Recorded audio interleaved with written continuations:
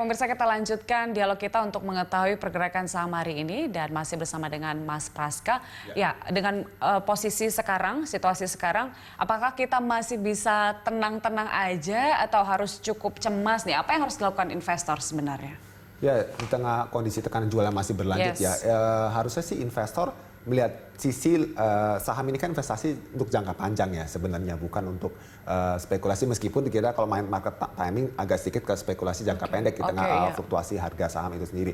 Namun di tengah kondisi yang sebenarnya krisis ini, bukan krisis ya, kekhawatiran yang cukup berlebihan juga di tengah tidak pastian pasar akibat penyebaran virus ini, investor bisa mengambil peluang pada emiten-emiten bagus dan harga lagi diskon. Kenapa? Karena ini kan lebih tadi kan triggernya adalah di saat ditemukan vaksin ya kan, dan juga sudah mulai meredanya penyebaran dan mungkin korban yang meninggal sudah mulai melandai secara akselerasi. Harusnya menurut saya bursa sudah bisa cukup rebound kencang, ditambah dengan stimulus yang sudah digelontorkan di awal. Meskipun pada saat ini adalah stimulus yang diberikan di awal itu sebagai pertanda bahwa ini ekonomi akan decline, tapi pada saat sudah nanti masalah virus ini selesai, itu akan narik. Trading artinya harapannya sangat kecil lah ya, sebaiknya tidak usah dilakukan untuk sementara. Sebaiknya untuk trading jangan dilakukan, tapi lebih buy on weakness atau average down bertahap, tapi dengan jumlah yang bisa diatur sedemikian rupa sesuai dengan jumlah yang tidak terlalu agresif. Tidak terlalu agresif. Kita lihat bagaimana data terkini ya dari Bursa Efek Indonesia. Kita lihat tadi udah di angka 4,8% penurunannya.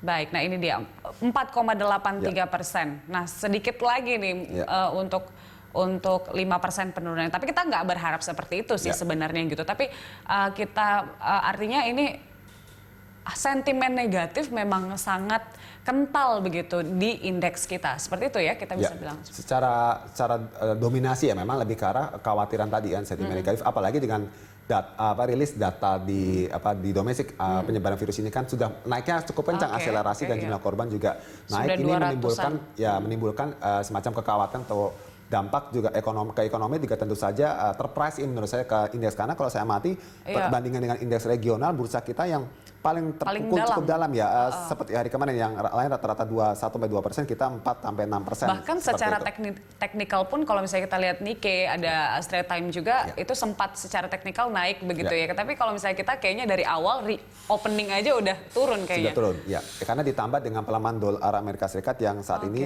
kembali menguat ya ke 15.400, artinya pelemahan nilai tukar rupiah terhadap dolar itu sudah lebih dari 5%, bahkan hampir menyentuh 10%. Ini juga sesuatu yang bagi investor asing risikonya cukup besar juga, sehingga mereka kebutuhan pada cash dalam untuk USD cukup besar. Bahkan emas pun juga terkena imbasnya. Mas Praska, Anda mengatakan tadi ada emiten-emiten yang cukup prospektif begitu. Apa aja?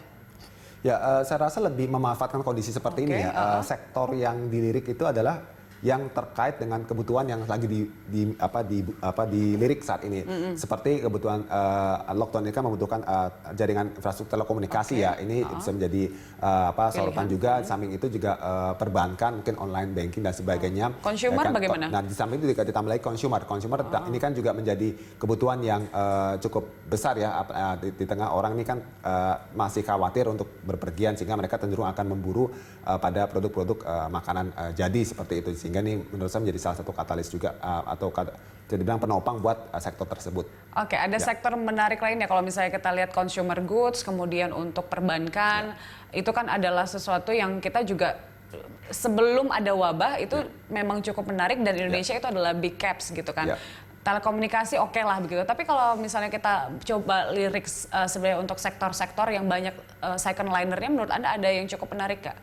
Untuk second liner saat ini sih menurut saya belum ya, karena kita lihat ini kan saat ini kekhawatiran lebih ke arah tidak mau banyak beraktivitas di luar, sehingga demand untuk ke sana untuk sektor-sektor lain seperti kayak pertambangan yang terexposure dengan pasar global, dan juga konstruksi ini kan juga masih saya lihat nih trennya masih bearish seperti itu. Sehingga konstruksi juga bearish ya. Properti bagaimana?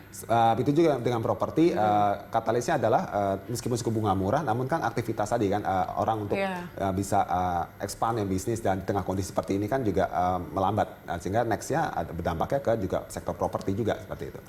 Meskipun kita akan melihat ke depan seperti kuartal 4 juga beberapa sektor tadi seperti properti dan konstruksi juga masih tidak direkomendasikan untuk sekarang. Berbeda dengan kuartal 4 di tahun ini ya, karena masalah virus ini kan menurut saya tidak sampai bertahan lama sekali ya. Kita harapkan sih seperti itu ya. Tidak ada masanya untuk bisa melambat seperti itu. Nah ini untuk kuartal 4 seharusnya sudah beberapa sektor yang sangat sensitif dengan stimulus moneter ini bisa rebound seperti perbankan, properti, konstruksi juga mungkin kan sudah bisa dikejar kembali di tengah ketertinggalan waktu nih di tengah terjadi wabah ini. Big caps artinya masih menjadi pilihan. Ada rekomendasi dari Anda apa-apa saja?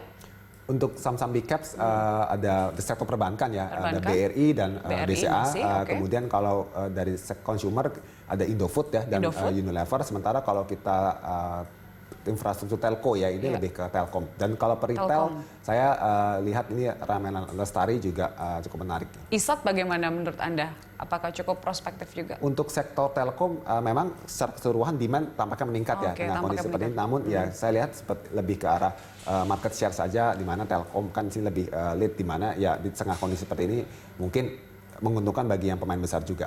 Oke, itu dia rekomendasinya. Terima kasih Mas Praska telah bergabung bersama kami pada pagi hari ini. Dan pemirsa sampai di sini IDX Opening Bell menemani Anda. Anda bisa mengirimkan informasi dan saran kepada kami lewat email di redaksi@berita1.tv atau follow kami via Twitter, Facebook, YouTube, dan Instagram. Mewakili rekan Cikal Multazam dan atas nama seluruh kerabat kerja yang tugas, mengucapkan terima kasih atas kebersamaan Anda. Sampai jumpa.